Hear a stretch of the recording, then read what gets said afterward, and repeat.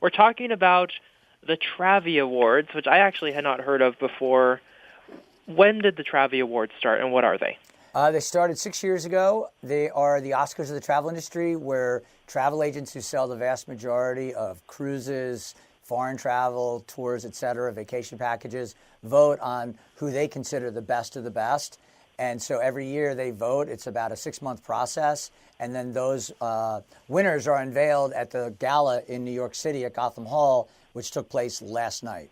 Okay, tell me about some of the top categories. Well, it's every category in travel. So, for instance, the cruise category, a couple of the winners there were Crystal Cruises for the top luxury cruise line, Norwegian Cruise Line for top Hawaii cruise line, and then on the rivers of Europe, Asia, Africa, literally globally, a company called Ama Waterways won for that, and a company domestically on the rivers, American Queen Steamboat Company, won for best domestic U.S. river cruise line.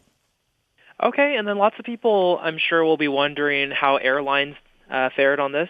So airlines, we look at the vacation packagers for leisure travel. So Delta Vacations won the best premium vacation packager. So Delta packages the air, the hotels, the transfers, etc., because people want to have that experience where they can get everything put together for them and save money in the process. And that's what those packagers do.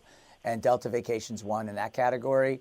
As far as just other more, I would say, ancillary products, there's a company called Shore Trips that does excursions for people that are doing cruises or literally any type of experience where they can book separately excursions to places, you know, whether it's Chichen Itza in Mexico or whether it's to see the pyramids at Giza. They will literally do excursions all over the world, and they won consecutive years now the Gold Travvy for Shore Excursions. Now, are these awards all for service providers, or is there a category for, say, like best destination or something like that? Yes, so Australia won for best overall destination. Closer to home, like Jamaica won best culinary destination in the Caribbean and the Bahamas. They won for best destination wedding destination because they host so many destination weddings, and that's a big trend. And we've got Valentine's Day coming up. There's going to be a lot of proposals, and about 25% of those folks are going to want to do a destination wedding. So Jamaica would be a great place to look. Nice. So you were talking about travel packages. Mm-hmm. What is it that makes a good travel package or a good planned out vacation if someone wants to go that route instead of putting their own plans together? Well, number one, use a travel agent. You save money and you save time, and you actually get more value out of it because they get benefits that you don't get when you book through them that get passed on to you as a traveler. Most travelers aren't aware of that. They also recommend things like travel insurance. The gold winner for that category was Allianz Global Assistance. They will make that recommendation. They'll make sure you have peace of mind when you travel. Should anything happen, you're covered in so many different ways, and they can advise you as to how that coverage would work for you so you do have peace of mind when you travel. If you want more information on them, you go to AllianzTravelInsurance.com. If you want information on all of the winners for the Travvy Awards, you would go to TravelPulse.com, where they're all featured literally as of about 10:15 last night when the award show wrapped up. And this is a great time for you to be doing the Travvy Awards because from what I hear, this is a wonderful time of the year to get some deals on travel plans. Without a doubt, you can travel virtually anywhere in the world and versus 5 years ago, save 20, 30, 40% just on the strength of the dollar. The fact that the airlines have larger planes, more seats that they have to fill means not as many seats are getting filled, which means you're going to get a better price even on a straight-up airline ticket domestically as well as internationally. So you combine up the dollar, you combine up the capacity on the airlines, you can buying up all-inclusive products like Hyatt, Ziva, and Zilara that won in the best all-inclusive hotel chain category. And it just adds up to a fantastic experience at a great value. And now is the time to take advantage of it. It's never been a better time in the last decade to get away. Awesome. And let's talk about what if someone wants to get a lot of bang for their buck, like a nice, cheap vacation. Mm-hmm. What are some good destinations? Well, I think Mexico is super hot right now. There's been a lot of negative news coverage that hasn't been accurate. And because it hasn't been accurate, it's depressed demand. Plus, the peso has gone from an average of 12 or 13 to 1 on the dollar to 20 to 1. So there's a great dollar exchange and there's less demand. And it's a super safe destination. I was literally there last month. with my whole family, 20 family members, and this is what I do for a living. And in the summertime, I took my whole company to Mexico for a company meeting.